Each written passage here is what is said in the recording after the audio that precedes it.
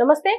ప్రస్తుతం మనతో పాటు సీనియర్ జర్నలిస్ట్ ఇమ్మంది రామారావు ఉన్నారు. ఆయనతో మాట్లాడదాం. నమస్తే సార్. నమస్తే అమ్మా. సార్, నిన్న పోలింగ్ జరిగింది, అయిపోయింది. ఎలక్షన్స్ సంబంధం లేదనుకోని మాట్లాడుకుందాం. ఏంటంటే ఇప్పుడు అల్లు అర్జున్ మొన్న సపోర్ట్ గా వాళ్ళ ఫ్రెండ్ దగ్గరికి వెళ్ళారు, ఇటు ట్వీట్ చేశారు పవన్ కళ్యాణ్ గారికి బెస్ట్ విషెస్.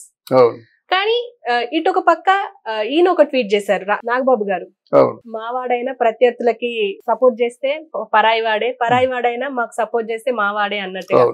సో ఇదంతా ఈ సిచ్యువేషన్ మనం ఎలా చూడొచ్చు అంటారు? అంటే ఒక రకమైన కోల్డ్ వార్ జరుగుతుంది అనుకోవచ్చా మెగా ఫ్యామిలీ అండ్ అల్లు ఫ్యామిలీలో? మెగా ఫ్యామిలీలో ముఖ్యంగా అర్జున్ కి రామ్ చరణ్ కి ఎప్పటి నుంచో కోల్డ్ వార్ ఉందమ్మా. అలాగే పవన్ కళ్యాణ్ కి అరవింద్ కి కోల్డ్ వార్ ఉంది. అది అనేక సందర్భాల్లో మనం చెప్పుకున్నాం. ఏదేమైనప్పుడు కూడా అల్లు అర్జున్ ఆ విధంగా ఇప్పుడు చావు బ్రతుకుల మధ్య పవన్ కళ్యాణ్ ఉన్నప్పుడు నీ రక్త సంబంధం కదా, స్వయానా మీ నాన్నగారి చెల్లి సురేఖమ్మకి మరిది కాదు, ఆయన కొడుకు లాంటి వాడు. అంటే చరణ్ ఎలా చూస్తుందో సురేఖమ్మ పవన్ కళ్యాణ్ కూడా అలాగే చూస్తుంది. పవన్ కళ్యాణ్ కూడా అలాగే అంటాడు, మా వదిన కాదు మా అమ్మ అంటాడు. ఇంత అంటే నిగూఢమైన బంధం ఉన్నప్పుడు ఎలా చేయాలి? ఆయన చాలా పొరపాటు చేశారు. వైసీపీకి వెళ్ళి వైసీపీ మద్దతు ఇవ్వడం, ఏం పవన్ కళ్యాణ్ ఓటేయాలా నడవడం, ఏదో అనుకున్న మాటలు బయటికి మీరు విన్నారంటే వినడం కాదు, బయటికి తెలుస్తాయి కదా. అసలు ఎందుకు అది వెళ్ళవలసిన అవసరం ఏముంది? ఇప్పుడు ఆ పరాయి వాడైనటువంటి ఆయన ఫ్రెండ్కి ట్వీట్ చేసి చరణ్ వచ్చినట్టుగా వచ్చి పిఠాపురంలో ఒక 5 నిమిషాలు ఉండి వెళ్ళిపోయినట్టయితే ఎంత బాగుండేది, ఆలోచించుకోవాలి కదా. ఫ్యూచర్ హీరో అండి. మా చిరంజీవి గారి మెగా ఫ్యామిలీలో ఈయన లేడు అంటే ఏమవుతాడు చెప్పండి? విజయ్ దేవరకొండలాగా అయిపోతాడని అంటున్నారు. అంటే అలాగా అవ్వడం కాదు కానీ ఎవరి టాలెంట్ వాళ్ళది, కానీ టాలెంట్తో పాటు క్యారెక్టర్ కూడా కావాలి. ఈరోజు మెగాస్టార్ని పద్మ విభూషణ్గా చెప్పుకుంటున్నామంటే ఓన్లీ టాలెంటే కాదు, టాలెంట్తో పాటు క్యారెక్టర్, ఎవరిని ఎలా గౌరవించాలి, ఎవరిని ఎలా మన్నించాలి, సీనియర్స్ని ఎంత భక్తిగా చూడాలి, ఇవన్నీ ఆయనకి అంటే ఆయన మొహం మీద తిట్టిన వాళ్ళు కూడా నవ్వేసి వెళ్ళిపోతాడనమాట. అంత సహనం ఉండబట్టే ఈరోజు ఎవరు అందుకోలేనటువంటి పురస్కారాలను అందుకుంటున్నారు. అక్కడ నాకు చాలా బాగా ఆనందం వేసింది. ఏమంటే మీ భారతరత్న ఎప్పుడు వస్తుందని. అంటే ఏమిటి? భారతరత్నకి తగ్గ లైఫ్ స్టైల్, అంటే ఆ ధీరత్వం కానీ ఆ పెర్ఫెక్షనిస్ట్ అంటారు వాళ్ళు, పరిపూర్ణత్వం గల మానవత్వం ఉన్నటువంటి వ్యక్తిగా చిరంజీవిని దేశం గుర్తించింది. రేపు భారతరత్న ఇస్తే ఎవరు? మన భారతరత్నలు ఇన్ని 140 కోట్లలోనూ ఎంతమంది ఉంటారు? 20 మంది ఉన్నారో లేదో తెలియదు. అంటే అంత ఆ స్థాయికి వెళ్తాడనమాట. ఎందువల్ల వెళ్తున్నాడంటే ఆ సంస్కారం కలవాలి. అంటే 4 సినిమాలు హిట్ అయినంత మాత్రంలో నేనే గొప్ప అనుకుంటే ఎలాగవుద్ది? అలాగైతే పవన్ కళ్యాణ్ సినిమాలు నీకంటే బాగా హిట్ అవుతాయి కదా. టాలీవుడ్లో అందరికంటే ఎక్కువ రెమ్యునరేషన్ తీసుకున్న హీరో కూడా పవన్ కళ్యాణే కదా. మరి అటువంటి ఆలోచన నీకు ఎందుకు లేదు? వాళ్ళు గుర్తించాలి, వాళ్ళని గౌరవించాలన్న ఆలోచన ఎందుకు లేదు? ఎప్పుడు ఏదో గొడవ. నీ ఫంక్షన్లు ఏంటంటే అందరూ పవన్ కళ్యాణ్ అంటే మాట్లాడినండి ఏం చేస్తారు? ఇలా నీ అసహనం ఎందుకంటున్నా నేను. ఇప్పుడు మామూలు మనిషి ఎలాంటి అసహనాలు, కోపాలు, తాపాలు ప్రదర్శించినా ప్రాబ్లం లేదు. మీరు అలా కాదు, ప్రపంచవ్యాప్తంగా అందరికీ కావలసినటువంటి స్టార్ మీరు. ఆ కోపాలు ప్రదర్శించడం కరెక్ట్ కాదు, ట్వీట్ చేయడం అంతకంటే కరెక్ట్ కాదు. నాగబాబు చాలా తెలివైనడు, విజ్ఞుడు, బాగా ఆలోచిస్తాడు. మరి కడుపు మండుతుంది కదా, ఏమిరా ఒక్కసారి వచ్చేసి వెళ్ళిపోతే ఎంత బాగును.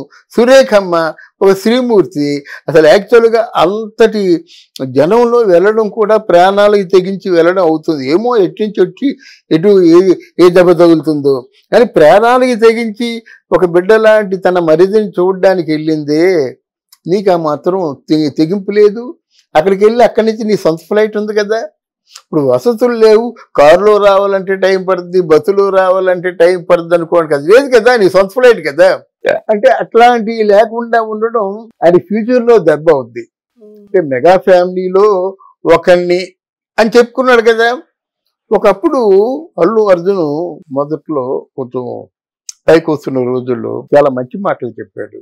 ఈ ఫ్యామిలీలో మా మామయ్య చిరంజీవి కళ్ళ నిండా తడి పెట్టుకొని అక్యూజ్రాళ్ళని తీశాడు, ఆ ముళ్ళ పొదలను తీశాడు. ఆయనేమో ఆ కీచురాళ్ల బాటలోంచి పూల బాట వేశాడు. మా మామయ్యే గాని మాకు ఆ పూల బాట వేయకపోతే మేము ఎన్ని శ్రమలు పడేవారు కాదు కదా అని, మా మామయ్యే మా దేవుడు అని చెప్పిన వ్యక్తికి ఈరోజు ఏమైపోయింది? పెరిగిపోయినావా? పెరిగిపోయిన బంధాలు పెరగడం తగ్గడం ఉండవు కదా. నువ్వు ఎంత పెరిగినా మామయ్యే. ఒకవేళ పూర్తిగా ఫాల్ డౌన్ వచ్చినా నీకు మామయ్యే కదా. మధ్యలో మీ తాలూకు భావన మారింది కానీ బంధం మారలేదు కదా. ఏమ్మా, ఇప్పుడు పవన్ కళ్యాణ్ దగ్గర మామయ్య అంటావు నువ్వు, అలాగే ఒకవేళ పెద్ద పాన్ ఇండియా స్టార్ అయినా సరే ఏరా అంటారు, అంతే కదా. ఏమండి అర్జున్ గారు అంటారు కదా, ఏమండి పాన్ ఇండియా స్టార్ అంటారు కదా. ఈ మాత్రం ఇంగితం లేకుండా ఆ విధంగా ఉండడం అంటే అఫ్కోర్స్ అరవింద్ గారు చెప్పే ఉంటారు, చెప్పినప్పుడు కూడా వినిపించుకోకుండా కేవలం వాళ్ళని రెచ్చగొట్టాలనే ఉద్దేశంతో చేస్తే మనం ఏం చేయలేము దానికి. ఏదేమైనా నా బోటు ఒక సీనియర్ జర్నలిస్ట్ ఏంటంటే అల్లు అర్జున్ చేసింది తప్పు అని నిర్మోహమాటంగా చెప్పగలను. ఎందుకు తప్పంటే ఆయన సాగు బ్రతుకుల మధ్య ఉన్నాడు. రేపు పిఠాపురంలో ఓడిపోయినట్టయితే పవన్ కళ్యాణ్ తాలూకు గతి ఏమిటి? ఎంత సీరియస్ విషయం అది. గెలిస్తే పర్వాలేదు, 14 సంవత్సరాల నుంచి మొత్తం ఆయనకు వచ్చి డబ్బు అప్పులు చేసేసి 65 కోట్ల రూపాయలు అప్పులు చేశాడు. ఆ పిల్లలకు ఉన్నటువంటి డిపాజిట్లన్నీ కూడా వెచ్చించేశాడు. రేపు పొద్దున్న పిఠాపురంలో ఓడిపోయినట్టయితే మళ్ళీ ఎవరైనా ఆయన్ని బతికించగలరా? ఆయన ఎంత డిప్రెస్ అయిపోతాడు. రాజకీయాల్లో ఉండలేడు, ఉండాలంటే డబ్బు కావాలి. రాజకీయాల్లో ఆయన ఉన్నా మిగతా బలగవంతం ఉండొద్దు. ఆయనకి మామూలుగా రాత్రనక పగలనక రూపాయి తీసుకోకుండా జనసేనలు కానీ వేరే మహిళలు కానీ పనిచేస్తుంటే వాళ్ళకి ఏదో ఉపాధి కల్పించాలి కదా. ఇన్ని కష్టాల్లో ఉంటుండగా కూడా ఇదంతా నాకు తెలీదు, ఇవన్నిటిని పట్టించుకోను. పవన్ కళ్యాణ్ గెలిస్తే గెలుస్తాడు అని, ఓట్లేస్తే గెలుస్తాడు, లేకపోతే ఓడిపోతాడని అందరిలాగా మీరు అంటే మంచిది కాదేమో. ఒకసారి ఆత్మపరిశీలన చేసుకోవాలి అల్లు అర్జున్. అండ్ అంటే జనరల్ గా ఇప్పుడు మాట్లాడుకుంటున్న ఏంటంటే అల్లు అరవింద్ లేనిది మెగాస్టార్ లేరు, అందుకే అలాంటిది ఏమన్నా ఉండొచ్చు అల్లు అర్జున్ మనసులో అని చెప్పేసి కొంతమంది అనలిస్టులు మాట్లాడుతున్నారు. అది కాదమ్మా, అల్లు అరవింద్ లేనిది మెగాస్టార్ లేరని ఎవరు మీలాంటి వాళ్ళు అనుకోవచ్చు. నేను మద్రాసు నుంచి ఉండే జర్నలిస్ట్ ని, చిరంజీవి గారు కూడా నా కళ్ళ ముందే వచ్చారు. చిరంజీవి గారికి మొట్టమొదటిసారిగా కాల్ షీట్లు చూసేది ఎస్పి వెంకన్న బాబు అని చెప్పేసి మ్యూజిక్ డైరెక్టర్ కోదండపాణి తాలూకా తమ్ముడు మాట. ఎస్పి వెంకన్న బాబు కాల్ షీట్లు చూసేవాడు. అప్పుడు అరవింద్ పెద్ద పొజిషన్ ఏం కాదు. మా ఊళ్ళో మహాశివుడు ఏదో సినిమా చేశాడు, సినిమా చేయనంటే కష్టం కదా. అప్పుడు జయకృష్ణకి మంచి ఫ్రెండ్ అల్లు అరవింద్. జయకృష్ణ అంటే ఆ రోజుల్లో పెద్ద ప్రొడ్యూసర్ పాపం. అయితే అది సోలంగది వెంకన్న బాబు ప్లేస్లోకి అరవింద్ రావాలనుకున్నాడు. అరవింద్ రావాలనుకుంటే అప్పుడు అరవింద్కి వెంకన్న బాబుకి పెద్ద సైజు గొడవ జరిగింది. వెంకన్న బాబు చాలా కోపిష్టి, తెచ్చే నేను డేట్స్ చూడను ఏమి చూడనని వెళ్ళిపోయాడు. అప్పుడు డేట్స్ చూడడం మొదలు పెట్టాడు అరవింద్. అరవింద్ లేకపోతే చిరంజీవి లేడని కాదు, అది తప్పు. చిరంజీవి లేకపోతే అరవింద్ లేడు. ఇదే గుడ్ ఎగ్జిక్యూటివ్.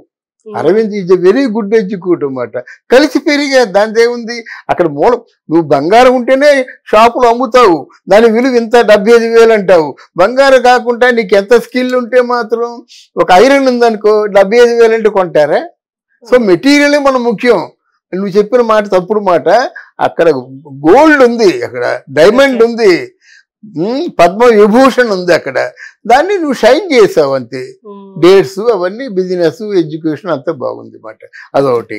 తర్వాత ప్రజారాజ్యం పార్టీ ఎన్నికల్లో అరవింద్ గారు ప్రజారాజ్యంలో అంటే కంటెస్టెంట్స్ దగ్గర వాళ్ళు ఏదో బిజినెస్ చేసినట్టుగా జనవాక్యం, మనకు తెలియదు అది. అప్పుడు ఏదో పవన్ కళ్యాణ్ కూడా ప్రజారాజ్యం పార్టీని కాంగ్రెస్ పార్టీలో విలీనం చేసినప్పుడు కొంచెం పవన్ కళ్యాణ్కి కోపం ఎక్కువ కదా. అంటే చెప్పుడు మాటలు విని ఇలా అయిపోయిందని చెప్పి కొంతకాలం అన్నయ్య గారితో కూడా విభేదించడం జరిగింది. విభేదించడం జరిగిన తర్వాత ఆయన కూడా మనసు ఉంది. ఇప్పుడు ఇక అర్జున్కి ఏంటంటే మా నాన్న ఇన్ని మాట అంటాడా అని ఒక కోపం పెట్టుకున్నాడు. తర్వాత చిరంజీవి గారి వల్ల మేమందరూ పైకి వచ్చాము, మా నాన్న పైకి వచ్చాడు, మీ పైకి వచ్చా అనుకుంటున్నారు, నాకు అవసరం లేదు, ఎవరు సపోర్ట్ అవసరం లేదు, నేను ఇండిపెండెంట్గా పైకి వస్తానని అనుకోవడం, ఇవన్నీ అనాలోచిత చర్యలు అన్నమాట. అంతేగాని అరవింద్ వల్ల చిరంజీవి గారు పైకి రాలేదు, రారు కూడా. అలాగే అరవింద్ వల్ల చిరంజీవి పైకి రాలేదు, మరి అరవింద్ వల్లే అర్జున్ కూడా పైకి రాలేదు. మరి అర్జున్ పైకి వస్తే శిరీష్ అనేవాడిని కూడా పైకి తీసుకురావాలి కదా.